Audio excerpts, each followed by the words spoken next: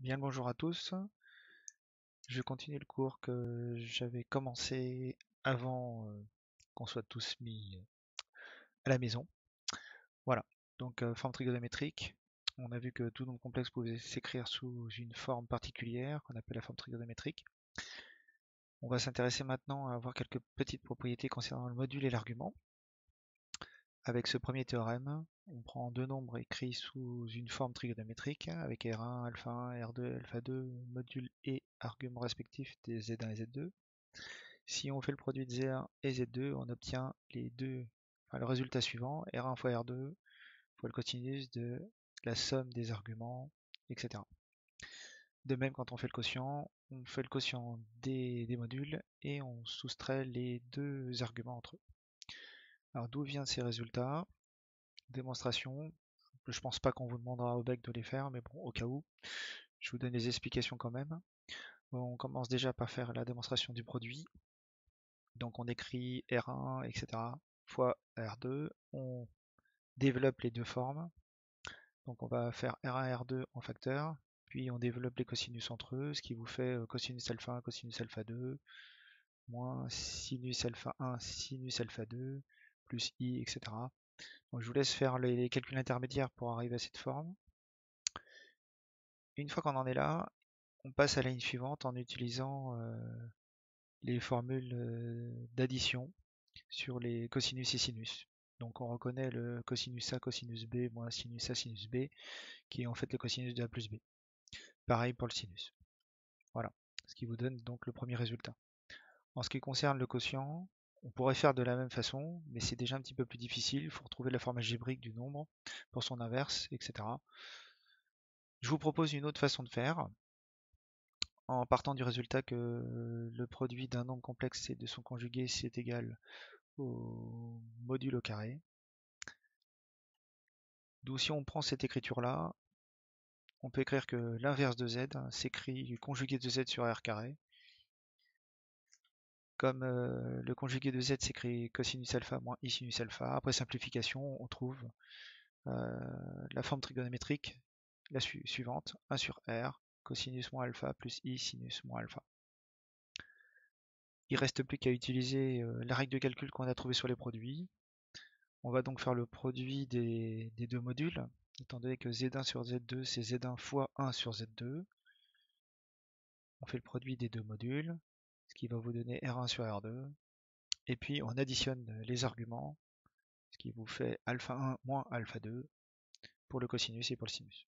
Voilà, ce qui clôt la démonstration par rapport au quotient de deux nombres complexes. À titre d'exercice, je vous donne 1 est égal à z est égal à 1 plus i.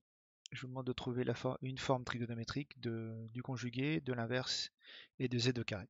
Voilà, vous mettez sur pause la vidéo si vous voulez le faire. Vous faites tes calculs à la main et puis on se retrouve juste après. Voilà. Alors, normalement, si vous avez fait les calculs demandés, vous avez dû voir apparaître certaines propriétés sur les modules et les arguments que je vais énoncer dans les corollaires suivants. Donc, on considère z et z' deux nombres complexes. Bon, on va considérer qu'ils sont non nuls lorsqu'on parle d'arguments parce que un nombre complexe n'a pas d'argument quand il est nul. De même, quand on va faire le quotient de deux nombres complexes, on supposera que le dénominateur est un nombre complexe non nul. Donc, au niveau des produits, on vient de le voir avec la propriété sur les produits et formes trigonométriques des produits. Le module de z, z' s'écrit produit des modules. De même pour l'argument, on a remarqué que quand on faisait le produit de deux nombres complexes, l'argument était la somme des deux autres, était la somme des arguments des deux nombres complexes. Une fois qu'on a le produit, on peut donc cette démonstration-là s'appuie sur la démonstration précédente, enfin en tout cas la propriété, le théorème précédent. En ce qui concerne les puissances, il suffit d'appliquer cette propriété et de faire une petite récurrence, ce qui va vous faire apparaître que le module de z puissance n, c'est le module de z à la puissance n, et que l'argument de z puissance n étant la somme n fois des arguments de z, on trouve n fois l'argument de z, tout ça modulo de pi.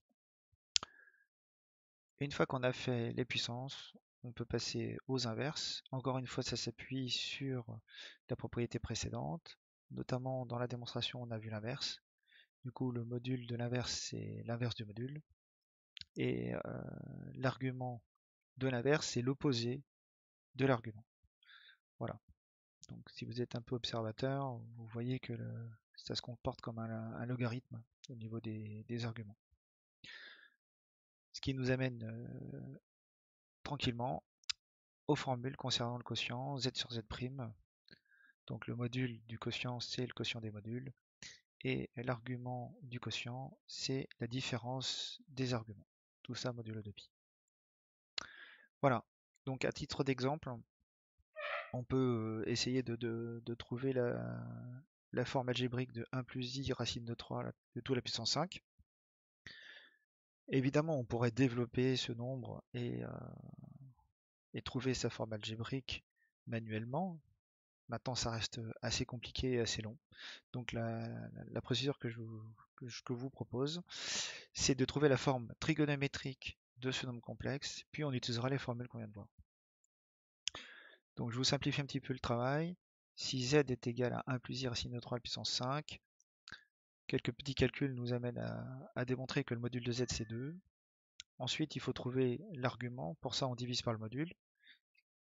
Ce qui vous donne le cosinus alpha égale 1,5 et sinus alpha égale racine de 3 sur 2, qui équivaut, bon ça se voit sur le cercle trigonométrique, à alpha est égal à pi sur 3 modulo de pi. Donc on en conclut que le nombre qu'on va mettre à la puissance 5 s'écrit sous forme trigonométrique suivante. Reste à mettre à la puissance 5. On a vu que le module de z puissance n, c'est module z à la puissance n. Du coup, le module de ce nombre complexe est 2 à la puissance 5. Et au niveau de l'argument, c'est n fois l'argument de z. Du coup, on trouve 5 fois pi sur 3 modulo de pi. Voilà, donc après calcul, on s'aperçoit que on va trouver 32 cosinus de 5 pi sur 3 plus i sinus de 5 pi sur 3. Un petit cercle trigonométrique vous montre que en fait 5 pi sur 3 c'est moins pi sur 3. Et à partir des formules habituelles, on trouve que le cosinus de moins pi sur 3 c'est 1,5 et son sinus c'est moins racine de 3 sur 2. On développe avec le module qui est égal à 32 et on trouve le nombre complexe suivant, 16 moins 16 racine de 3 fois i. Je vous encourage à prendre votre calculatrice et à vérifier ce calcul. Voilà. Et pour finir cette partie de cours, je vous invite à faire les exercices 71 et 76, page 254, qui vont vous faire appliquer les formules que nous venons de voir. Voilà, bon courage et à bientôt.